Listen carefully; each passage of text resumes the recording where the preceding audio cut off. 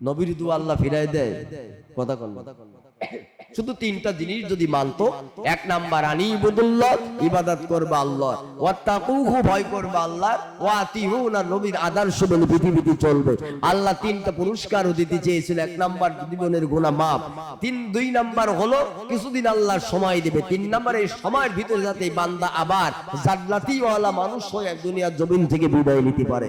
জাতির লোকেরা যখন মানল না, নূহ নবী আল্লাহর কাছে দোয়া করলেন, আল্লাহ পাক জিবরিলকে পাঠাই দিলেন, জিবরাইল যাও আমার নবী নূহকে জানায় দাও, নূহ আলাইহিস সালাতু ওয়াস সালাম আমার কাছে দোয়া করেছে, আমি আল্লাহ পাক সব দোয়া কবুল করে নিয়েছি। তার কারণ 1,24,000 মতান্তরে 2,24,000 পয়গম্বর এই দুনিয়ার জমিনে আল্লাহ দা পাঠিয়েছেন। প্রত্যেক নবীর জন্য খাস একটা দোয়া আল্লাহ বাজেট করে দিয়েছিল। সব নবীরা দুনিয়ার জমিনে তাদের দোয়াটা কাজে লাগিয়েছেন। শুধুমাত্র কেবলমাত্র একমাত্র আপনার আমার পেয়ারা নবী আমিনার লাল মদিনার দুলাল জনাবে মুহাম্মদুর রাসূলুল্লাহ সাল্লাল্লাহু আলাইহি ওয়াসাল্লাম এই দোয়াটা রিজার্ভ করে রেখে দিয়েছেন, কিয়ামতের ময়দানে উম্মতের পক্ষ হয়ে আল্লাহর দরবারে করবে। শুধুমাত্র আপনার আমার নবী মুহাম্মদ রাসূলুল্লাহ সাল্লাল্লাহু আলাইহি ওয়াসাল্লাম এই দোয়াটা দুনিয়াতে আল্লাহর কাছে করবে। কিয়ামতের ময়দানে আরশে আজিমের নিচে সিজদায় পড়ে নবী সেদিন উম্মতের মাগফিরাতের কামনার জন্য জাহান্নামী উম্মতদেরকে নাজাত নেবার জন্য আল্লাহর দরবারে করবে। সুবহানাল্লাহ বলবেন। একটা কথা মনে পড়ে গেল আমার ভাইরা, নবীর উম্মত হওয়ার কারণে আল্লাহ এত দাম আমাদের বাড়াই দিয়েছেন। আল্লাহ কোরআনের ভিতরে বলে দিয়েছেন, ওয়া কাযালিকা জাআলনাকুম উম্মাতাও ওয়াসাতাল লিতাকুনু শুহাদা আলান নাস ওয়া ইয়াকুনার রাসূলু আলাইকুম শাহীদা। আল্লাহু আকবার বল।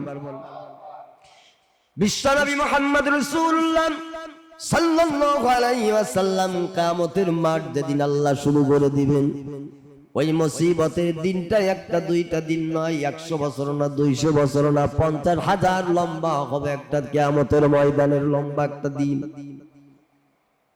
আল্লাহর হাবিব সাল্লাল্লাহু আলাইহি ওয়াসাল্লাম বলেন, প্রথম 1000 বছর এত অন্ধকারে মানুষদেরকে কেটে যাবে। এই মানুষগুলা আদম নবী থেকে শুরু করে কিয়ামত পর্যন্ত যত মানুষ দুনিয়ার জমিনে আসবে, আমরা যারা আছি এবং কিয়ামত পর্যন্ত যারা আছে, বিগত যারা হয়ে কবরের বাসিন্দা হলো, সব মানুষগুলা কিয়ামতের ময়দানে উঠবে। আল্লাহর হাবিব বলেন, প্রথম 1000 বছর গাঢ় অন্ধকারের ভিতর দিয়ে আল্লাহ পার করবেন। এত অন্ধকার, এত অন্ধকার, নিজে তার নিজের হাত তো দূরের কথা একটা পশম দেখতে পাবে না, কেউ কাউকে দেখতে পাবে না। এত অন্ধকার হবে প্রথম 1000 বছর, নিজের গায়ের শরীর পর্যন্ত নিজে দেখা যাবে না, এত অন্ধকার। আল্লাহ 1000 বছর, 1000 বছর পার হয়ে যাবেন, মানুষগুলা অতিষ্ঠ হয়ে যাবে। এই আযাব থেকে যদি বেঁচে যেতাম, আমাদের যদি হিসাব নিকাশ হতো, হয় জাহান্নামে, আমরা যারা জাহান্নামী তারা জাহান্নামে চলে যেতাম, আর যদি জান্নাতি হই তাহলে আমরা জান্নাতে চলে যেতাম। কিন্তু কিয়ামতের ময়দানের এই ভয়াবহ আযাবের হাত থেকে তো আমরা বেঁচে যেতাম। সব মানুষগুলাই চিন্তা করবে, হ্যাঁ এই আযাব থেকে যদি বেঁচে যেতাম, আমরা যদি জাহান্নামে হই তাহলে জাহান্নামে চলে যায়, আর জান্নাতি হলে জান্নাতে চলে যায়। কিন্তু কিয়ামতের এই ভয়াবহ আযাব থেকে আমরা পরিত্রাণ। সব মানুষগুলা আদম আলাইহিস সালাতু ওয়াস সালামের কাছে যাবে। আদম আলাইহিস সালাম বলে, আমি পারবো না, শিশির কাছে যাবে।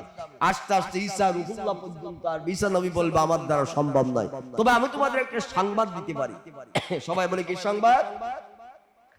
আজকে কিয়ামতের ময়দানে শুধুমাত্র একজন মানুষ আল্লাহর কাছে কথা বলার মতন আল্লাহ তাকে সুযোগ দেবে, তিনি হলেন আখিরি জামানার পয়গম্বর নবী মুহাম্মদুর রাসূলুল্লাহ সাল্লাল্লাহু আলাইহি ওয়াসাল্লাম। তোমরা তার কাছে যাও।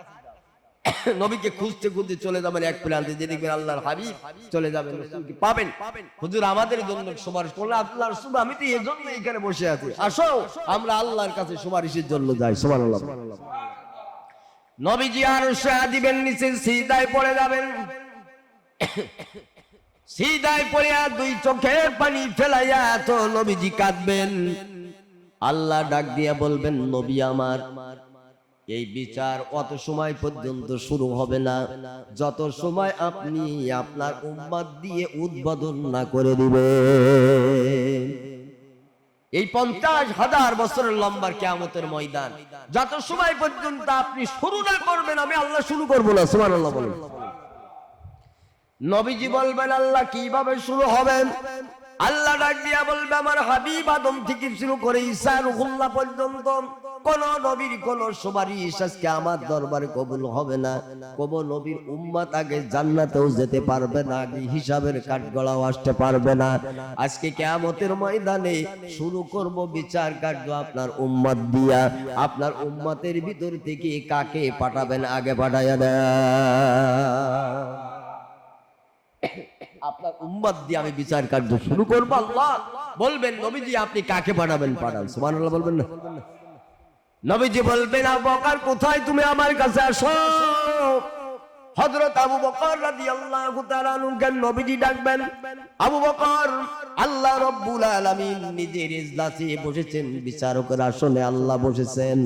আল্লাহ আমাকে অর্ডার দিয়েছেন আমার উম্মতদের ভিতর থেকে যে কোনো একজন দিয়ে আজকে এই বিচার কার্য আল্লাহ শুরু করবে। তবে আজকের এই প্রথম বিচারকের কাঠগড়ায় দিওয়াজের সামনে আল্লাহর সম্মুখে আমি আমার উম্মতদের ভিতর থেকে তুমি ছাড়া কাউকে আমি রাসূলুল্লাহ যোগ্য মনে করি না। জোরে বলুন সুবহানাল্লাহ। আবু বকর তুমি আসো, আল্লাহর সম্মুখে দাঁড়ায় যাও। আজকের এই কাজ শুরু করার পূর্ব মুহূর্তে তুমি ছাড়া আমি আল্লাহর হাবিব কাউকে যোগ্য মনে করি না। আজকে আল্লাহর সম্মুখে প্রথম দাঁড়ানোর যোগ্যতা সম্পূর্ণ মানুষ আমি মুহাম্মদ রাসূলুল্লাহ কিয়ামতের ময়দানে তোমাকে পেয়েছি। সুবহানাল্লাহ বলুন। হযরত আবু বকর সিদ্দিক রাদিয়াল্লাহু তাআলা আনহু দুই চোখের পানি ছেড়ে দিয়ে কিয়ামতের ময়দানে বলবেন, আল্লাহর হাবিব, মুসলমান হওয়ার পর থেকে আজ পর্যন্ত দুনিয়াতে জীবিত থাকা অবস্থায় আপনার কোনো আদেশ আমি লঙ্ঘন করি নাই। যখন যেটা বলেছেন আমি আবু বকর সেটা মেনে নিয়েছি। আজকেও কিয়ামতের ময়দানে আপনার কোনো কথার লঙ্ঘন আমি আবু বকর করব না। তবে আল্লাহর কাঠগড়ায় দাঁড়াবো। আমার অন্তরের ভিতরে শুধু একটি মাত্র ভয়, মুসলমান হওয়ার আগে কাফের অবস্থায় যে কাজগুলো দুনিয়াতে করেছি ওই কাজের হিসাব যদি আল্লাহ পাক আমার কাছে চায় আমি তো জবাব দিতে পারবো না। সুবহানাল্লাহ বলবেন না?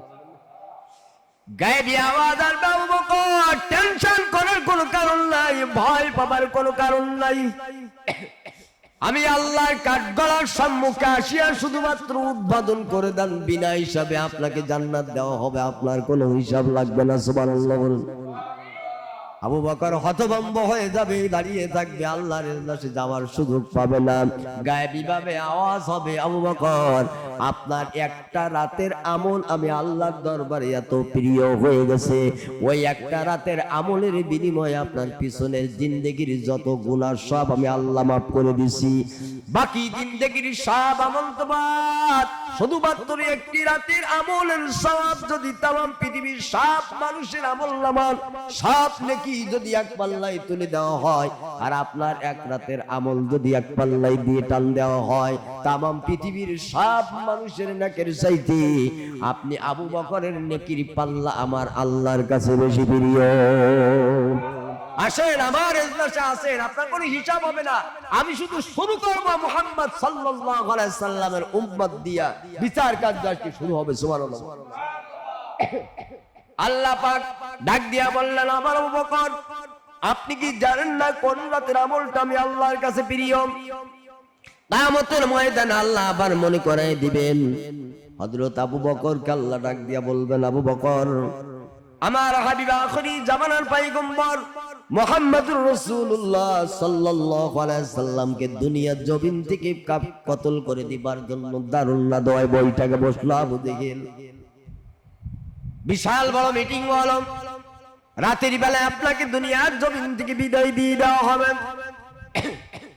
আমি জিবরাইলকে পাঠাই বলেছিলাম, জিবরিল আমার নবীরে জানায় দাও রাতের অন্ধকারে হিজরত করে মদিনায় যেতে হবে। আমার হাবিব মদিনায় হিজরত করে যাবে। এই কথাটা আপনার কানের ভিতরে